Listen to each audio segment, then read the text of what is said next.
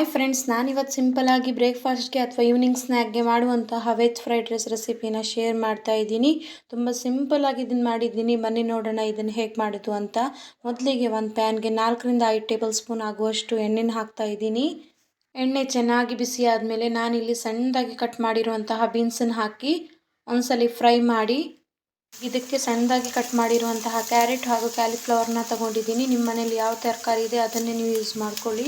ತರಕಾರಿನ ಈ ಥರ ಮಾಡ್ಕೊಡೋದ್ರಿಂದ ಇಷ್ಟ ಆಗದೇ ಇರೋರಿಗೂ ಕೂಡ ಇಷ್ಟ ಆಗುತ್ತೆ ಮತ್ತು ಮಕ್ಕಳಿಗೂ ಕೂಡ ಕಲರ್ಫುಲ್ಲಾಗಿ ಚೆನ್ನಾಗಿ ಕಾಣುತ್ತೆ.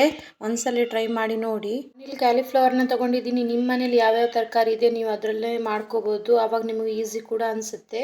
ನಾನು ಈಗ ಇದಕ್ಕೆ ಕ್ಯಾಪ್ಸಿಕಮ್ನ ಹಾಕ್ತಾ ಇದ್ದೀನಿ. ಜೊತೆಗೆ ಸಣ್ಣದಾಗಿ ಹೆಚ್ಚಿದಂತಹ ಈರುಳ್ಳಿನ ಕೂಡ ಸೇರಿಸ್ತಾ ಇದ್ದೀನಿ. ಇದರೊಟ್ಟಿಗೆ ಹಸಿಮೆಣಸನ್ನು ಕೂಡ ಹಾಕ್ತಾ ಇದ್ದೀನಿ. ಇದಕ್ಕೆ 2 ಟೇಬಲ್ ಸ್ಪೂನ್ ಆಗುವಷ್ಟು ರೆಡ್ ಚಿಲ್ಲಿ ಸಾಸನ್ನು ಹಾಕಿ 1 ಟೇಬಲ್ ಸ್ಪೂನ್ ಆಗುವಷ್ಟು ಸೋಯಾ ಸಾಸನ್ನು ಸೇರಿಸ್ತಾ ಇದ್ದೀನಿ. ಸಾಸ್ ಹಸಿ ವಾಸನೆ ಎಲ್ಲ ಹೋಗುವವರೆಗೂ ಒಂದ್ಸರಿ ಚೆನ್ನಾಗಿ ಫ್ರೈ ಮಾಡ್ಕೋಬೇಕು. ಒಂದು 10-4 ನಿಮಿಷ ಇದನ್ನು ಫ್ರೈ ಮಾಡಿಕೊಂಡು, ರೆಡ್ ಚಿಲ್ಲಿ ಸಾಸ್ ಏನಾದರೂ ಇಲ್ಲ ಅಂದರೆ ಗ್ರೀನ್ ಚಿಲ್ಲಿ ಸಾಸ್ ಕೂಡ ಯೂಸ್ ಮಾಡ್ಕೋಬೋದು.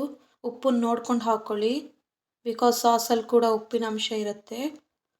ಈಗ ಇದಕ್ಕೆ ಅನ್ನನ ಸೇರಿಸ್ತಾ ಇದ್ದೀನಿ. ಇದನ್ನು ಚೆನ್ನಾಗಿ ಮಿಕ್ಸ್ ಮಾಡ್ಕೋಬೇಕು. ಗ್ರೇವಿ ಜಾಸ್ತಿ ಅನಿಸಿದರೆ ಸ್ವಲ್ಪ ಅನ್ನನ ಹಾಕ್ಕೊಳ್ಳಿ. ಇದರೆಲ್ಲ ಎಷ್ಟು ಸಿಂಪಲ್ಲಾಗಿ ಇದನ್ನು ಮಾಡೋದು ಅಂತ. ಈಗ ಇದಕ್ಕೆ 1/4 ಟೀ ಸ್ಪೂನ್ ಆಗುವಷ್ಟು ಬ್ಲ್ಯಾಕ್ ಪೆಪ್ಪರ್ ಪೌಡರ್, ಸ್ವಲ್ಪ ರುಚಿಗೆ ಉಪ್ಪು, ಒಂದ್ಸರಿ ಚೆನ್ನಾಗಿ ಮಿಕ್ಸ್ ಮಾಡ್ತಾ ಇದ್ದೀನಿ. ಇದಕ್ಕೆ ಸಣ್ಣದಾಗಿ ಹೆಚ್ಚಿದಂತಹ ಕೊತ್ತಂಬರಿನ ಹಾಕಿ ಗಾರ್ನಿಷ್ ಮಾಡಿ. ನಿಮಗೆ ಸ್ಪ್ರಿಂಗ್ ಆನಿಯನ್ ಎಲ್ಲಾದರೂ ಸಿಕ್ಕರೆ ಅದನ್ನು ಹಾಕಿ ಚೆನ್ನಾಗಿ ಬರುತ್ತೆ ಟೇಸ್ಟು. ಈಗ ಇದನ್ನು ಸರ್ವ್ ಮಾಡ್ತಿದ್ದೀನಿ. ಸರಿ ಟ್ರೈ ಮಾಡಿ ನೋಡಿ ಹೇಗಾಗಿತ್ತು ಅಂತ ಹೇಳಿ. ಈ ವಿಡಿಯೋ ನಿಮ್ಗೆ ಇಷ್ಟ ಆದಲ್ಲಿ ನನ್ನ ಚಾನಲ್ನ ಲೈಕ್ ಮಾಡಿ, ಶೇರ್ ಮಾಡಿ, ಸಬ್ಸ್ಕ್ರೈಬ್ ಮಾಡೋದನ್ನು ಮರಿಬೇಡಿ. Thank you for watching.